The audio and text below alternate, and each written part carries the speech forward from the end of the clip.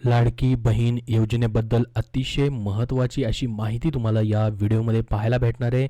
त्यासाठी हा व्हिडिओ शेवटपर्यंत पाहत राहा.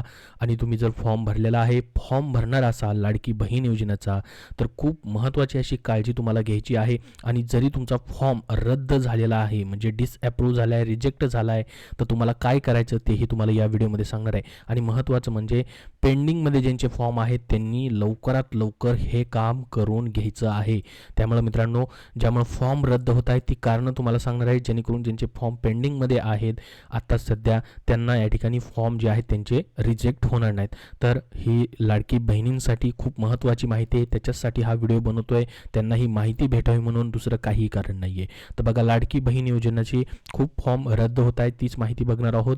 फॉर्म मित्रांनो कशामुळे रद्द होत आहे ती संपूर्ण माहिती तुम्हाला या व्हिडिओमध्ये मी सांगणार आहे.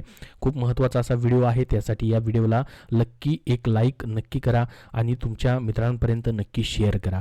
चला तर मग बघूया डिटेलमध्ये संपूर्ण माहिती. तर बघा, सर्वात अगोदर महत्त्वाचं आहे, अर्ज मराठीमध्ये भरला तर चालेल का? भरपूर जणांनी विचारलेलं होतं. असा प्रश्न खूप जणांनी कमेंटमध्ये विचारलेला आहे, कमेंट करून देखील सांगितलेलं आहे.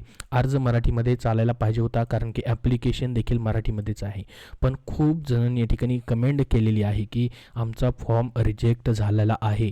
बघा कसे रिजन येत आहे, मराठीमध्ये फॉर्म भरला आहे त्यांनी रिजेक्टचा, तेही आपण बघूयात. मग आता याच्यामध्ये काय या ठिकाणी आहे, पुन्हा फॉर्म भरता येईल का? ज्यांचा पेंडिंगमध्ये आहे त्यांनी मराठीमध्ये फॉर्म भरलेला आहे, तर या ठिकाणी त्यांनी काय करायचं, कसा एडिट करायचा तेही तुम्हाला सांगतोय.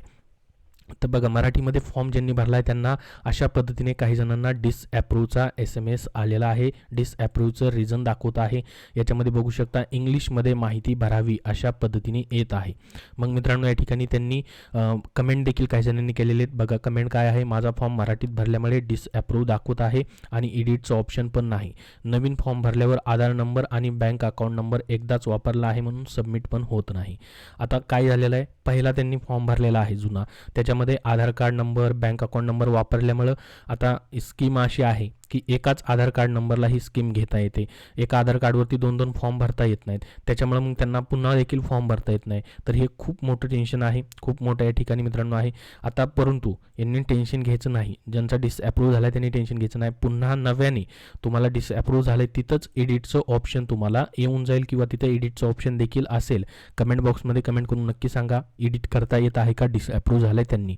कारण की त्यांना असं देखील म्हटलेलं आहे, ज्या ठिकाणी रिजेक्ट झाला आहे त्यांचा सर्वे, त्यांना की रिअप्लाय करा म्हणून या ठिकाणी. ठीक आहे, तर आता बँक अकाउंट तर तुम्ही या ठिकाणी एकदाच काढू शकता एका व्यक्तीचं, त्याच्यामुळे 2-2 बँक अकाउंट असतील तर चालेल, परंतु एकच बँक अकाउंट आहे, एकच आधार नंबर आहे, तर पुन्हा देखील फॉर्म जो आहे त्यांना भरता येत नाही, असं ते म्हणतात. नवीन फॉर्म, तर नवीन फॉर्म भरू नका, त्याच्यामध्येच रिजेक्ट झालेला फॉर्म जो आहे तिथंच तुम्हाला एडिट करता येईल का पहा, तिथंच पुन्हा एकदा फॉर्म भरता येईल का पहा. कारण की मराठीमधून फॉर्म भरला त्याच्यामुळे त्यांचा रिजेक्ट झालेला आहे पहा. त्यांनी कमेंट देखील या ठिकाणी केलेले आहे आणि रिझन देखील त्यांना आलेलं आहे की इंग्लिशमध्ये माहिती भरावी अशा पद्धतीने.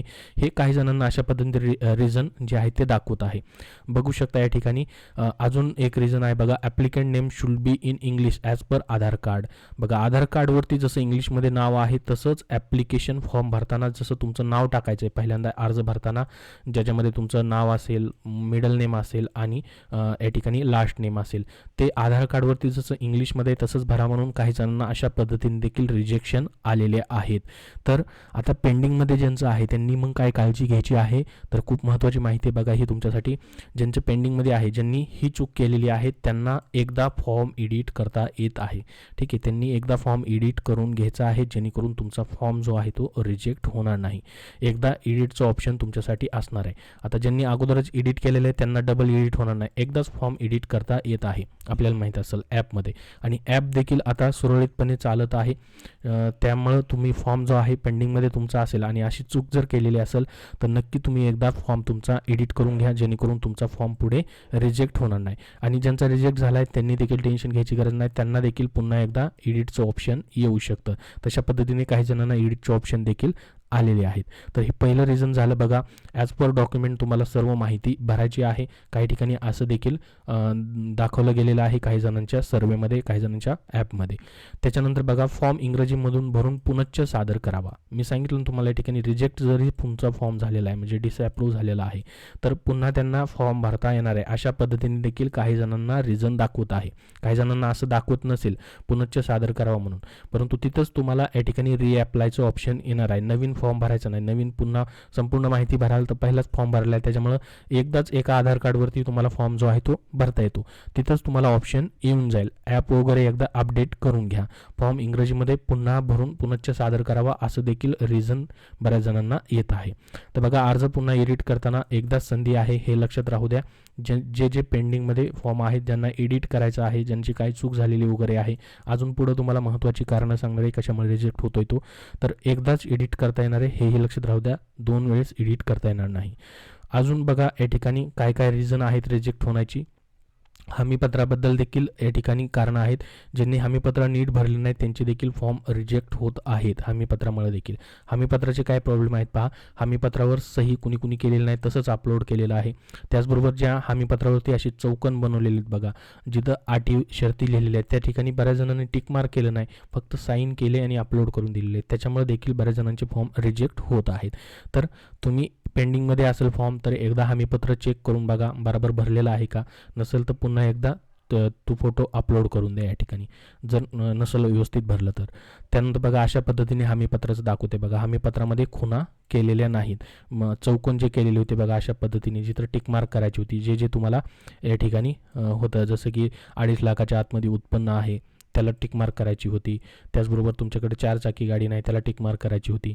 तर हे देखील बारीक सारीक गोष्टीवरनं देखील फॉर्म रिजेक्ट होत आहेत, कारण की हमीपत्र या ठिकाणी दिले गेलेलं नाही किंवा त्यामध्ये त्रुटी आहेत म्हणून काय कारण नाही, हमीपत्रामध्ये खुणा केल्या गेलेल्या नाहीत. तर अशा पद्धतीने देखील रिजेक्शन येत आहेत.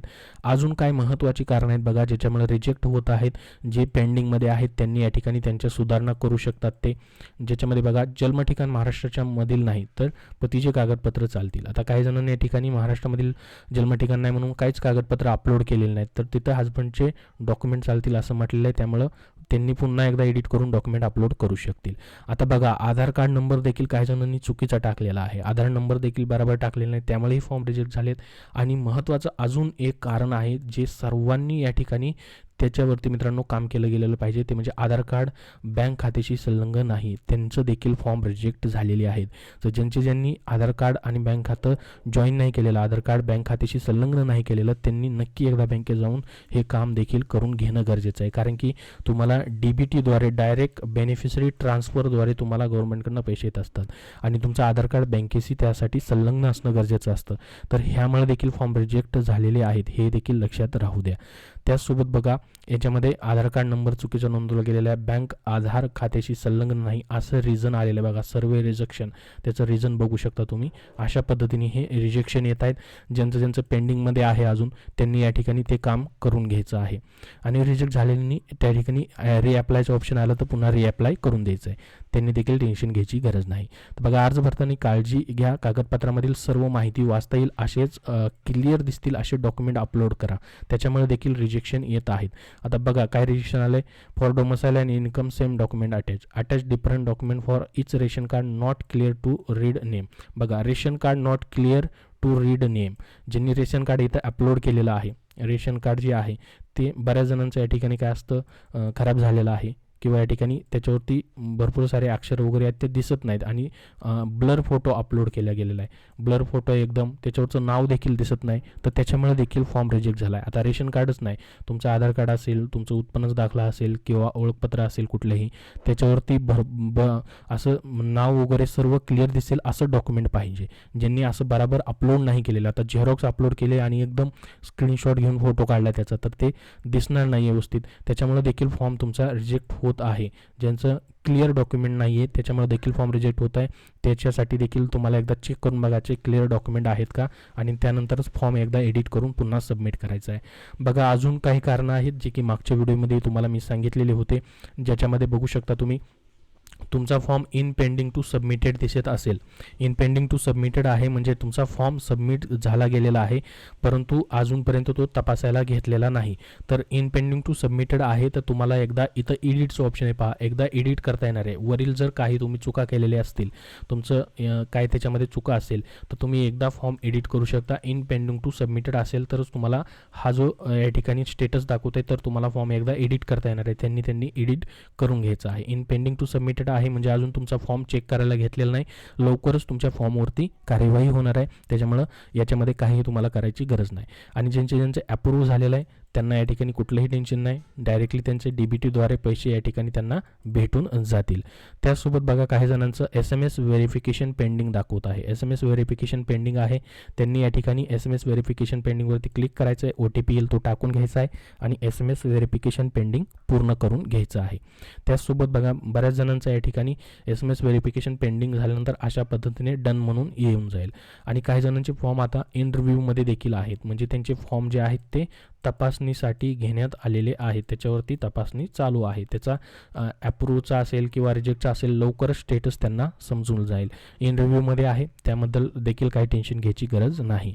आता बघा याच्यामध्ये डिसअप्रूव्हची अजून काही कारणं आहेत जी की काल तुम्हाला सांगितलेली होती मी, ज्याच्यामध्ये बघू शकता याच्यामध्ये पहा पहिलं या ठिकाणी रिझन जे आहे तर तुम्हाला रिझन दिसून जाईल, ज्याच्यामध्ये आधार कार्ड मतदान कार्डची दुसरी बाजू जोडा, फक्त पत्ता नमूद नाही. आधार कार्डचा दोन्ही बाजूचा अशा पद्धतीचा फोटो असणं गरजेचं आहे. फक्त पहिल्या पेजचा फोटो जो असतो इथं फक्त तुमचं नाव, फोटो, जन्मतारीख वगैरे असते आणि दुसऱ्या बाजूला तुमचा पत्ता असतो. तर हे दोन्ही साईड तुम्हाला जोडणं गरजेचं आहे. त्याचसोबत बघा ओळखपत्र वगैरे जे असेल त्याची देखील बोथ साईड अपलोड करायची. इलेक्शन कार्ड असेल किंवा तुमचं रेशन कार्ड असेल दोन्ही साईड त्याची अशा पद्धतीने अपलोड करायची, हेही लक्षात राहू द्या. ज्यांनी केलेलं नसेल त्यांनी एडिट करून लगेच करून घ्या. बघा आधारची दोन्ही बाजूचा फोटो टाकणं गरजेचं आहे, त्याला मर्ज करायचं आहे. किंवा या ठिकाणी ज्यांचं 2.5 लाखापेक्षा उत्पन्न कमी आहे तर त्यांनी उत्पन्नाचं प्रमाणपत्र देखील अपलोड करायचं आहे. आणि पिवळे किंवा केसरी रेशन कार्ड जर असेल तर उत्पन्न दाखला द्यायची गरज नाही. पिवळे किंवा केसरी रेशन कार्ड एकदम क्लिअर फोटो दोन्ही साईडचा जोडायचा आहे, हेही लक्षात राहू द्या. अशा पद्धतीने पहा दोन्ही साईडचा फोटो तुम्हाला जोडणं गरजेचं आहे. तर ही महत्त्वाची अशी माहिती या ठिकाणी तुम्हाला सांगितलेली आहे. याच्याबद्दल अजून काय प्रश्न असतील तर कमेंटमध्ये विचारा. पेंडिंगमध्ये ज्यांचं आहे त्यांचं लवकरच या ठिकाणी फॉर्म जे आहेत इन रिव्ह्यूमध्ये येतील आणि नंतर अप्रूव्ह होऊन जातील. आता ज्यांचे रिजेक्ट झालेले त्यांना पुन्हा फॉर्म जो आहे तो भरण्याची संधी देखील भेटणार आहे. तिथं रिझनमध्ये तुम्हाला त्याच ठिकाणी रिअप्लायचं ऑप्शन येऊ शकतं किंवा एडिटचं ऑप्शन देखील येऊ शकतं. आता तुमचे फॉर्मचे काय काय स्टेटस येत आहेत कमेंट बॉक्समध्ये सांगा, काय तुमचे रिझन आहेत रिजेक्टचे तेही कमेंट बॉक्समध्ये सांगा. त्याच्यावरती नेक्स्ट व्हिडिओमध्ये नक्की तुम्हाला माहिती दिली जाईल. अजून काय प्रश्न असतील तर नक्की विचारा. हा व्हिडिओ नक्की लाईक करा व शेअर करा आणि पुढील सर्व अपडेट्ससाठी चॅनल सबस्क्राईब करून ठेवा. धन्यवाद.